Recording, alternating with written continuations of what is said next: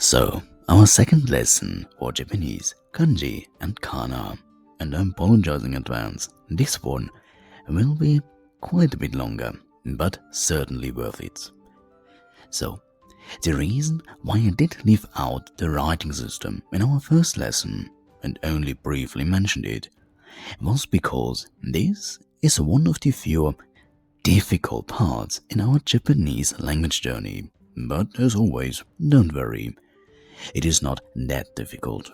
And as mentioned in the first lesson, I've already written a kanji book, which is for free, link in the description and in a pinned comment. So that would be covered. The only thing left is just teaching you kanji and kana. Now, when it comes to kanji, I think it would be a good idea to talk a bit about the history of kanji and kana. Japanese had no indigenous writing of its own until Chinese characters, now called kanji, reached the archipelago along with Buddhism, official contacts, and continental learning. Once adopted, kanji served two link jobs as logograms carrying meaning, so the character itself could stand for a concept, and when pressed into phonetic service as signs for Japanese sounds. That double life is the key to everything that follows.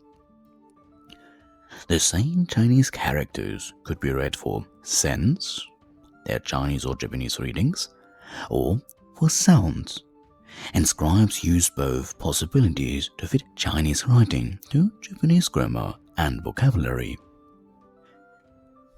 When scribes began using characters purely for their sound, not their meaning, a practice called Manyogana grew up. The name comes from the great 8th century poetry anthology Manyoshu. In Manyogana, a single Japanese syllable might be written with several different kanji, chosen because their Chinese pronunciations approximated that syllable. This messy multiplicity gradually invited simplification.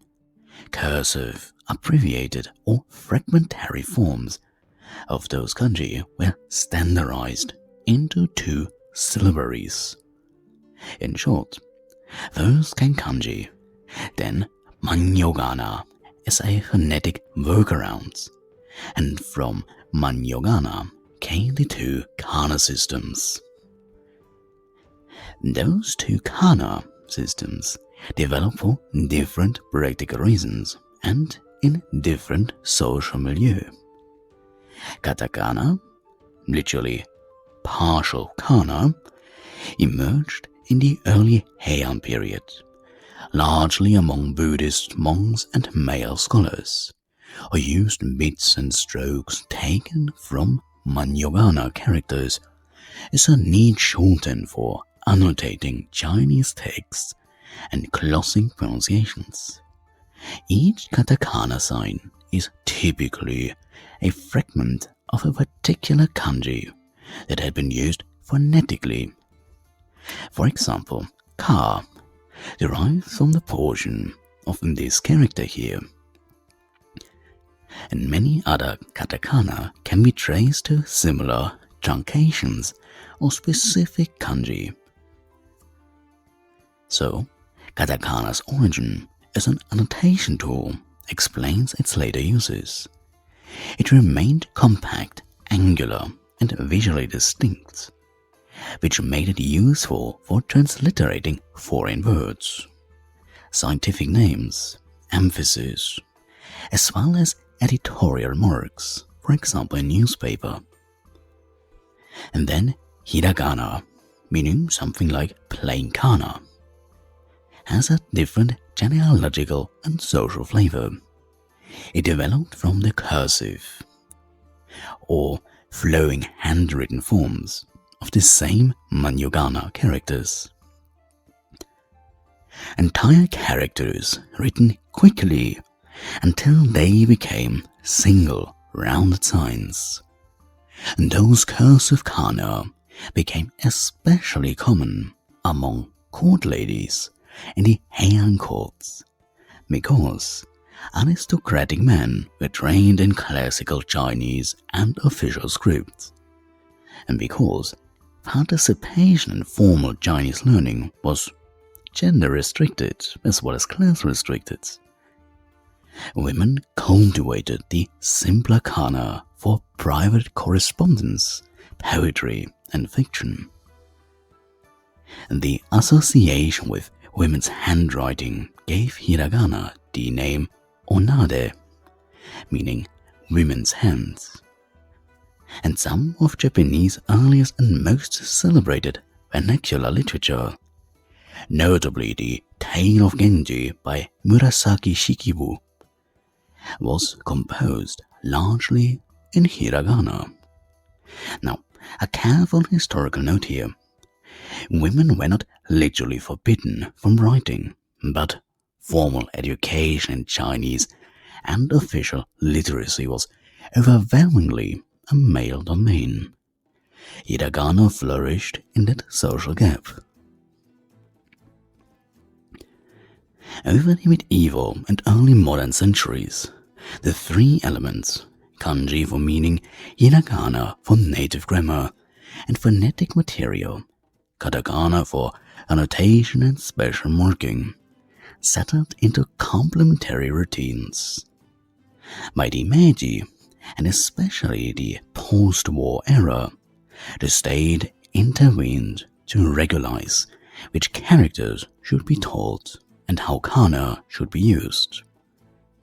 Orthographic reforms, the Toyo or Joyo kanji lists, and the modern kana usage reforms of the 20th century reduced variant forms, standardized readings, and fixed which kanji belonged in general circulation, while leaving the basic three script architecture intact.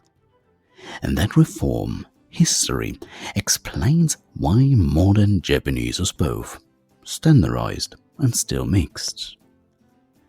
So, you may wonder, why then keep those three scripts?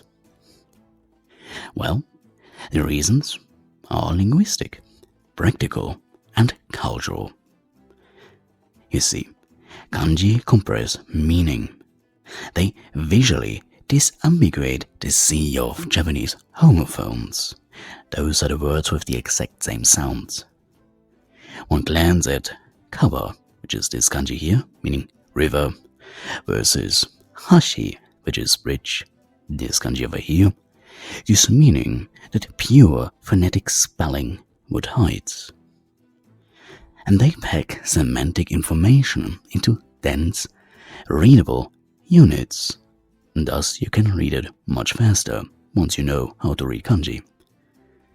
Hiragana, on the other hand, supplies what kanji can't do. The inflectional endings of verbs and adjectives, particles, which are again markers of grammatical relations. So, a lot of grammatical aspects are purely written via hiragana, as well as native words that either never had a common kanji to begin with, or where kana, now hiragana, is more preferred for readability, as well as in children's texts and gentler colloquial registers. And then katakana does the outsider job. Foreign loanwords such as kurasu, here written in katakana.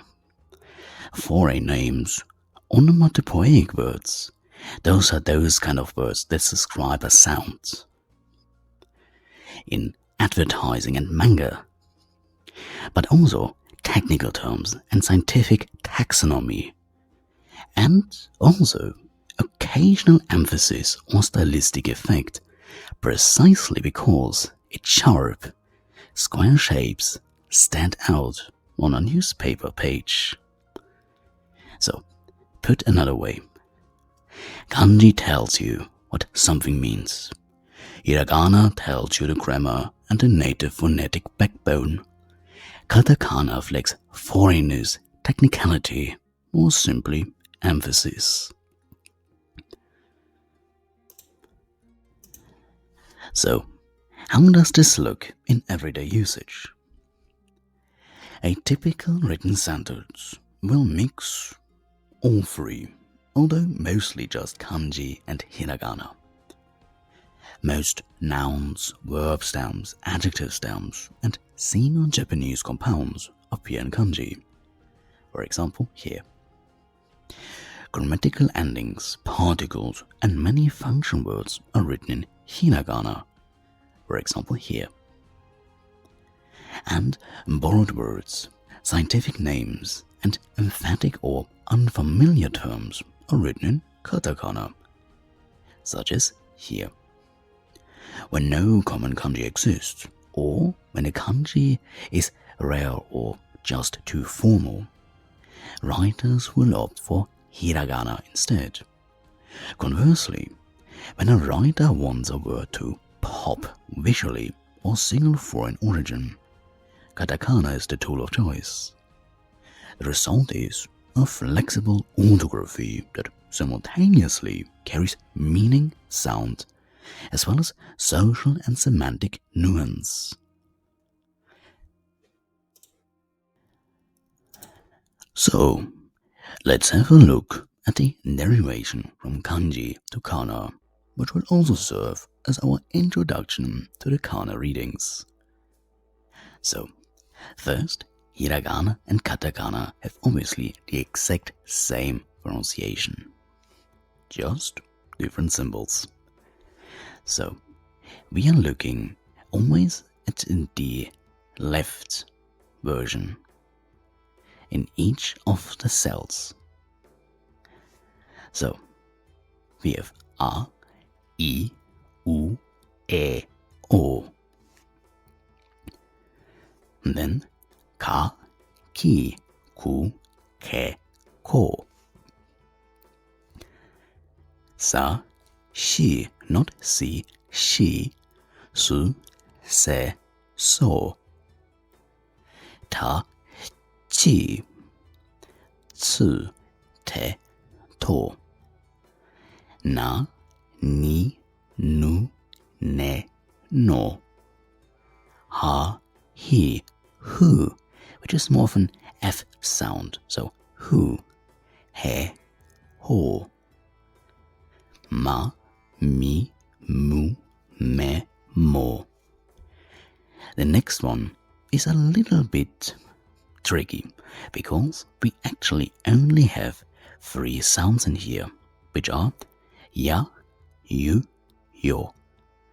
The other 2 are not in use in the Japanese language as of today. Ra, ri, ru, re, ro. For this sound, try to make a d sound, but instead of having a d, you have a r. So it is not like the Spanish, but kinda similar. And here, for the next, we only have one, which is wa. And wo, which is a little bit tricky because usually it is an o sound, but with a small v at the beginning, so it is wo. And the last one, that is a special one, because it is n. It's the only consonant, pure consonant, no vowel attached to it.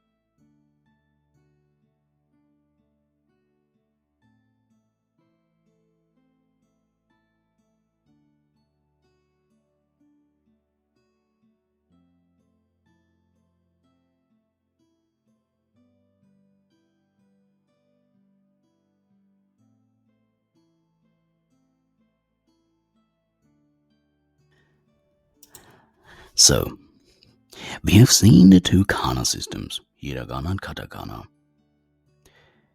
But kana was never the issue, was it? It always was the massive amount of kanji. So, it is said you would need hundreds, if not thousands of them to just read a newspaper. Well, that is partially true. Sorry. You see, what this statement is referring to are the so-called Joyo kanji, as said earlier. This means something like regular use kanji. And those are listed on the Joyo kanji hyo, which basically means regular use kanji list. Pretty straightforward. And they are officially announced by the Japanese Ministry of Education. The Joyo kanji are around 2136. So, how the hell are we supposed to acquire that? To be fair, in Japan it takes up to the 9th grade to get this done. 1026 in primary school, which is up to the 6th grade in Japan, and the other 1110 in secondary school, again up to the 8th grade. So 9 years. Yeah, that is quite some time, isn't it? But of course, I can speed this up a lot. You see, in order to acquire this large amount of kanji, it is best to understand how kanji are structured. Yet again, what does this now mean?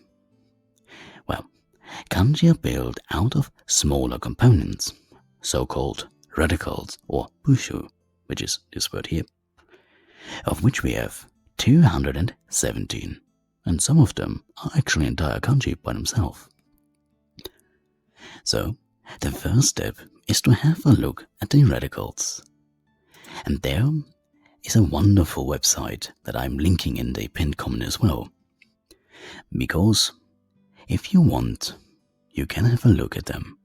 Here you have how many strokes, how the radical looks like, where the position is, what that radical means, how it is being read if it is used as a kanji, as well as the fact if it is important or not. That means if it is in use frequently or less frequently. Next, let us have a look at the components of kanji a little bit more. Again, the radicals. These are smaller, recurring components that can have their own meaning or provide a hint about the meaning of a kanji they are part of. And then we have the phonetic components. A phonetic component provides a clue to a kanji's pronunciation, although the exact pronunciation can vary depending on context and other characters, which is also just one of the radicals anyway, that are serving as a phonetic hint, but actually don't worry about this at all. And lastly, we have semantic components. A semantic component provides a hint about a kanji's meaning.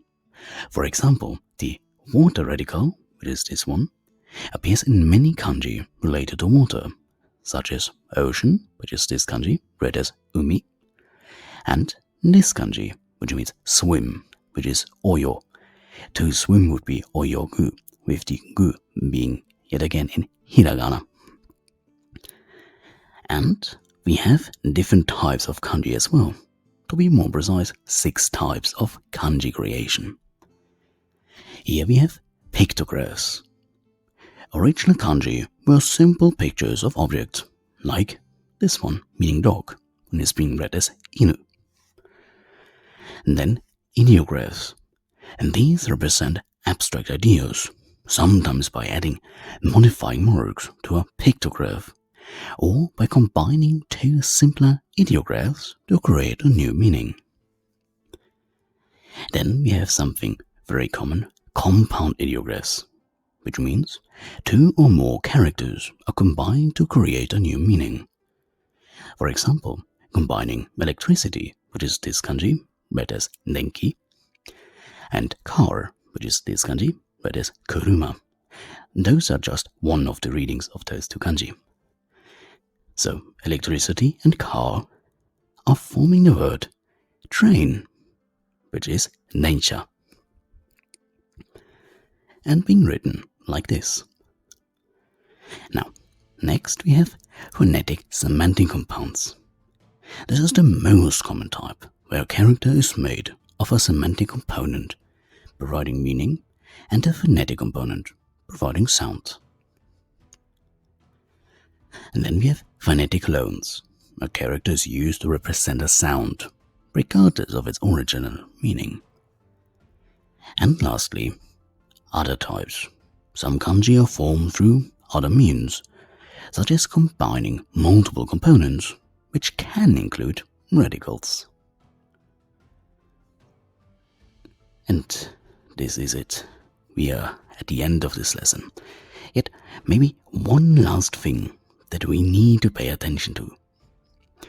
Unlike in Chinese, where the symbols have only one reading, in Japanese, the kanji have multiple readings, which should be acquired alongside kanji themselves as well. For this, having a bit of vocabulary going along the way would be the best idea. Yet I have not even talked about the pitch accent yet. Well, and don't worry, I know what I'm doing here. Just keep watching my stuff and lay back. I will do the work for you. And to make this video a tiny bit more special, here are all of the 2136 kanji, but just the symbols.